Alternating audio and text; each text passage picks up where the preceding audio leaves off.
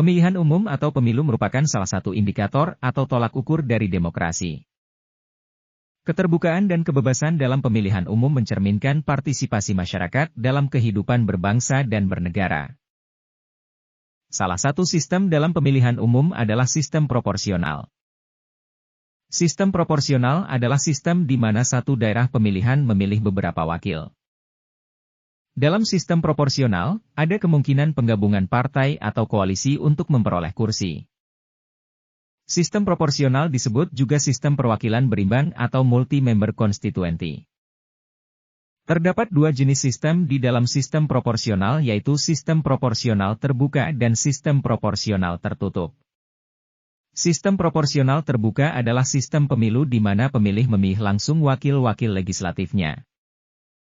Sedangkan dalam sistem proporsional tertutup, pemilih hanya memilih partai politiknya saja. Berikut perbedaan sistem proporsional terbuka dan sistem proporsional tertutup. Poin pembeda pelaksanaan. Proporsional terbuka. Partai politik mengajukan daftar calon yang tidak disusun berdasarkan nomor urut dan tanpa nomor di depan nama. Biasanya susunan hanya berdasarkan abjad atau undian. Proporsional tertutup. Partai politik mengajukan daftar calon yang disusun berdasarkan nomor urut ditentukan oleh partai politik. Poin pembeda metode pemberian suara. Proporsional terbuka. Pemilih memilih salah satu nama calon. Metode pemberian suara proporsional tertutup. Pemilih memilih partai politik. Poin pembeda penetapan calon terpilih. Proporsional terbuka. Penetapan calon terpilih berdasarkan suara terbanyak. Proporsional tertutup. Penetapan calon terpilih ditentukan berdasarkan nomor urut. Jika partai mendapatkan 2 kursi, maka calon terpilih adalah nomor urut 1 dan 2. Poin pembeda proporsional terbuka.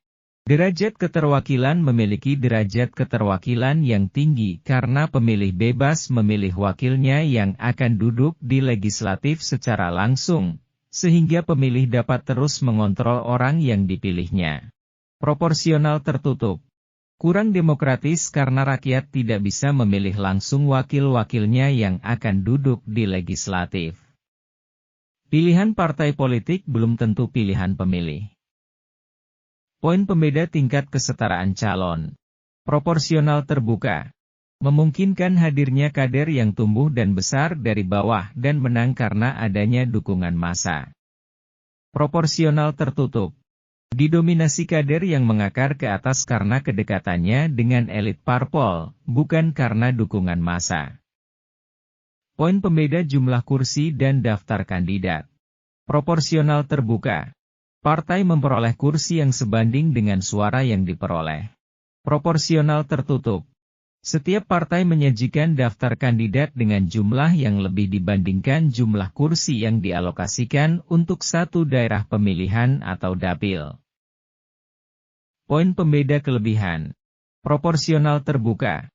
Mendorong kandidat bersaing dalam memobilisasi dukungan massa untuk kemenangan. Terbangunnya kedekatan antara pemilih dengan yang dipilih. Terbangunnya kedekatan antar pemilih. Proporsional tertutup. Memudahkan pemenuhan kuota perempuan atau kelompok etnis minoritas karena partai politik yang menentukan calon legislatifnya. Mampu meminimalisir praktik politik uang. Poin pembeda kekurangan. Proporsional terbuka.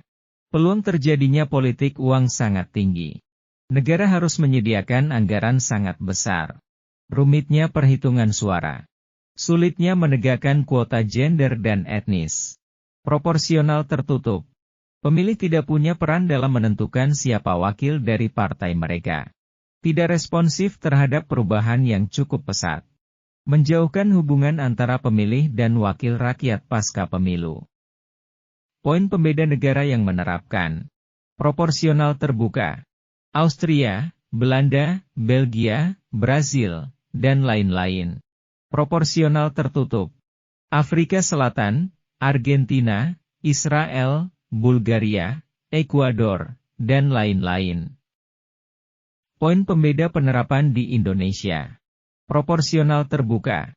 Pemilu Legislatif 2009, 2014, dan 2019. Proporsional tertutup, Pemilu 1955, Pemilu Orde Baru, Pemilu 1999.